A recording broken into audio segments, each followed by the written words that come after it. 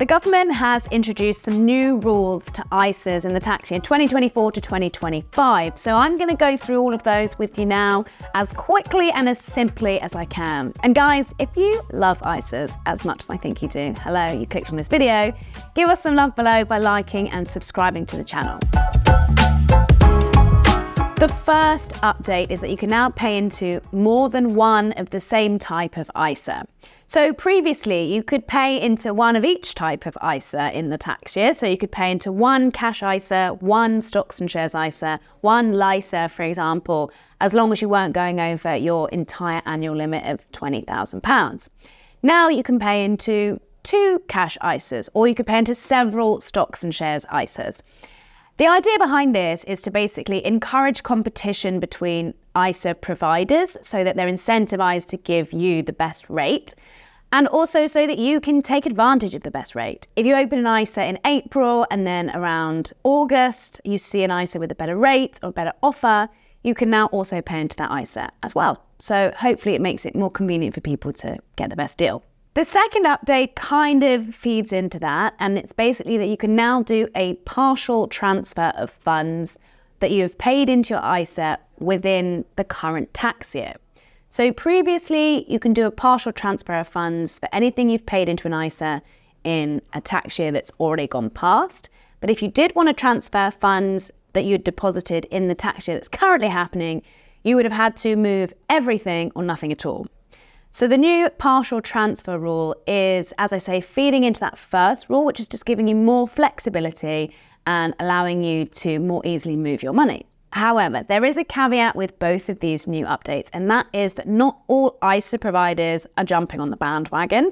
Some are completely ignoring these new rules. So you would need to check that your provider allows you to open several different types of ISAs or more than one type of ISA, or even do partial transfers if you want to take advantage of these new updates. Thirdly, the age limit for an adult cash ISA has been bumped up from 16 years old to 18 years old. The point of this rule is to close a loophole where 16 and 17-year-olds could effectively be paying into a junior ISA and an adult cash ISA at the same time, which would mean instead of having the typical £20,000 annual allowance, they could effectively have an annual allowance of £29,000, which obviously doesn't seem very fair.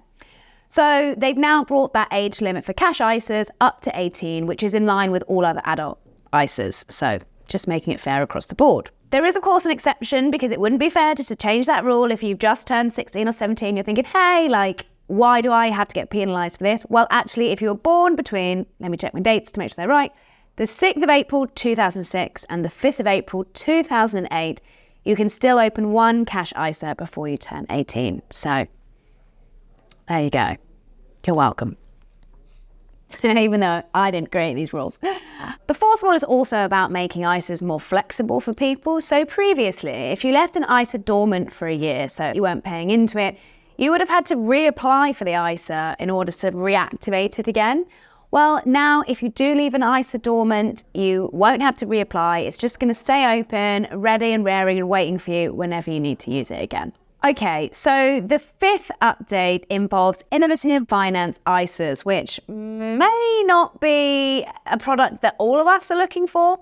But essentially, these types of ISAs contain peer-to-peer loans, and they operate a bit like a stocks and shares ISA, allowing you to invest in those types of assets. The long and short of it is really that from the tax year 2024 to 2025, there are going to be more assets available than there were before in these types of ISAs. There are 5 updates, but this is sort of a 5.5 because there's been talk of introducing what's known as a British ISA. This is essentially a stocks and shares ISA where you only invest in UK equities. So that's about putting money back into the UK market. And the idea behind these is that you get an extra 5k on top of your £20,000 annual allowance. These British ISAs are currently in a consultation period, so we don't know if or when they're actually going to hit the market. There's something to be said that, oh great, we'll then have an allowance of £25,000 a year if you're happy to put 5k of that into the UK market.